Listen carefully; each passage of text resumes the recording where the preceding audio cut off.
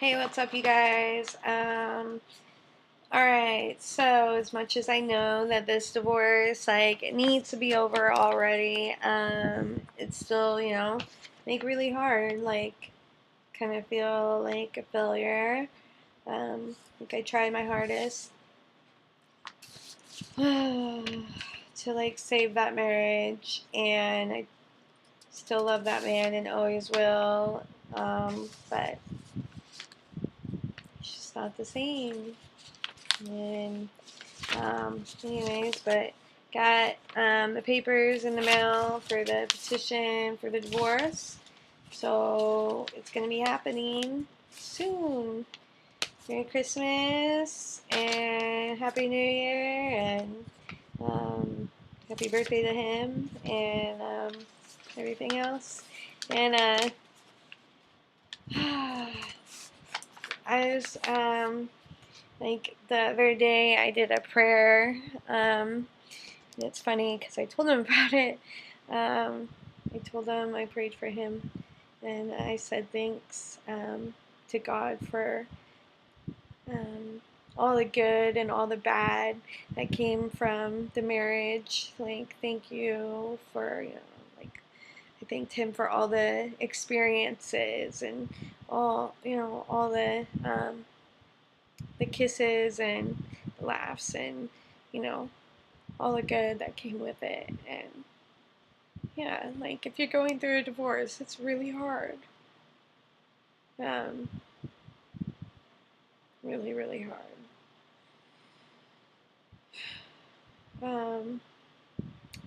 It's funny, I sent him this, and the only reason why, I'm telling you guys this is because I told you I was going to be brutally honest, and because I want to help other people that are going through this, and then help myself as well. But I texted him and I said, today I was praying and I was giving thanks. And for the first time in a long time, I was able to give thanks when it came to you and I. I watched this video on the fallen people of 9/11, and I've been having a lot of realizations that we are lucky to have the freedom we have to live the way we do and to have experienced what we have. I thank you for all the good memories you gave me. Thank you for loving me and being there for me for the time that you were able to. Thank you for the kisses and the hugs and the laughs and the tears. Thank you for all the good and the bad. For you have helped me, shape me in more ways than one. You taught me so much and showed me so much love. I guess that's why I'm so hurt and so mad at you for not being able to love me forever the way we promised each other. But with outside forces and with me being so hard to love, I'm used to this. I'm not angry at you anymore. I love you and I forgive you, and I will love you and pray for you and wish you well till the day I die. I hope you can forgive me one day and take away the hate. Whitney Houston, I will always love you, always reminds me of you. I always sing my heart out and think of you. And then I said, I'm so sorry for hurting you. I'm so sorry that I caused you so much pain. You, of all people, don't deserve the pain I caused. And a lot of people are probably really confused if you know the situation. I did tell him to get out because he started PTSDing on me and putting his hands on me, and um, I couldn't handle it, and he left me in the ER when I needed him the most, when I was trying to get help with my medical and trying to get off of all my narcotics and antidepressants and just trying to live again. And he wasn't happy with any of it, and it's driving him nuts. And but so you're like, why are you saying sorry to him?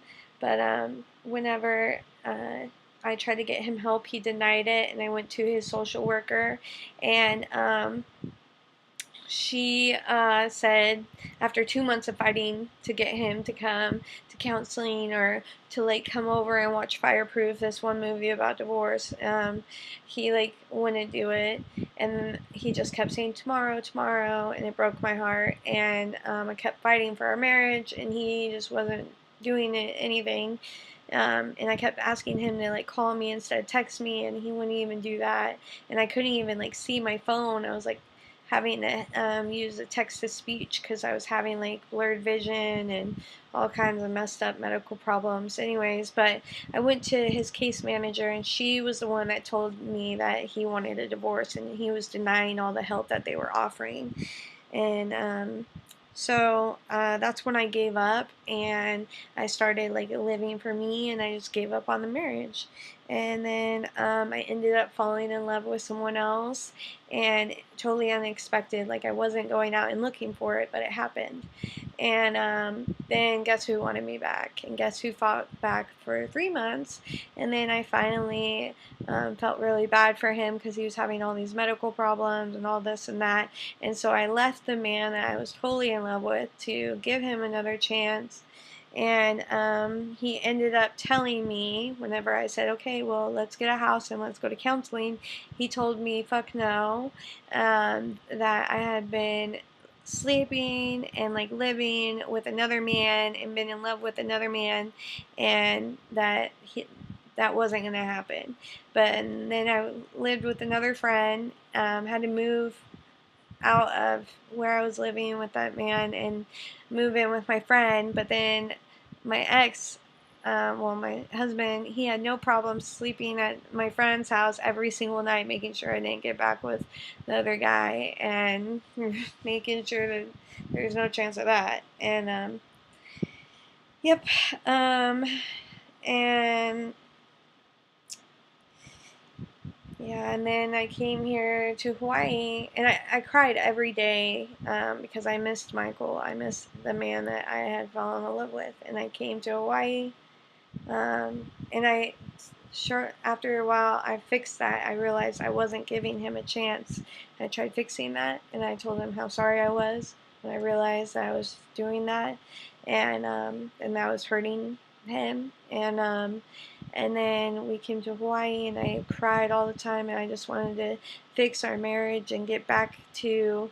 I even said I would move to Kansas, leave Hawaii and move to Kansas, and he said no.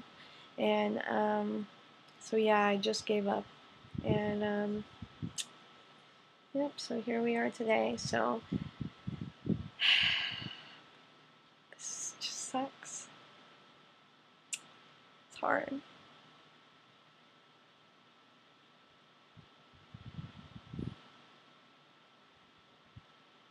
It's really hard. I don't even know. It's like one day you're married, and then like the next day your whole life is turned upside down. It happens in like a blink of an eye. Like I prayed for God to help me and to start living again, and to help my life get back on track, because I was sick of not living. I was sick of not leaving my house and not feeling, and I needed help. And that's when everything, all my foundation just like slipped out from under my feet. And I know that when you pray, sometimes you don't get the answer that you want. But, you know, it's okay. Like, it will be okay. And I want everybody to know out there that, you know, it hurts, but there is a light at the end of the tunnel, and it's gonna be okay. It hurts, but to always get back up, because this too shall pass. It doesn't hurt forever.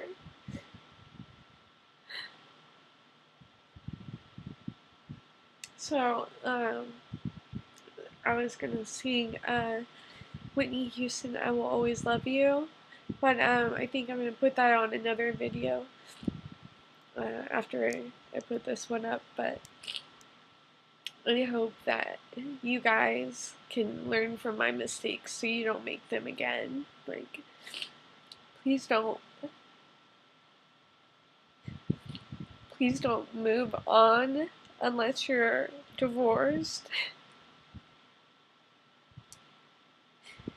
Don't hurt your partner like that. And don't hurt yourself like that. And, because you never know, like, God's plan. Like, my marriage could have been salvaged, maybe. I don't even know. But I hurt him so deep with falling in love with someone else that just, I think, killed him. It, like, killed our marriage. Me falling in love with someone else. So, and that man who I thought I was so in love with, and I thought he so was in love with me, took so much money from me, and he doesn't even care. He's with some other girl now, and I fought to get his kids back and his divorce, and I'm here suffering, like, financially, and he doesn't even care.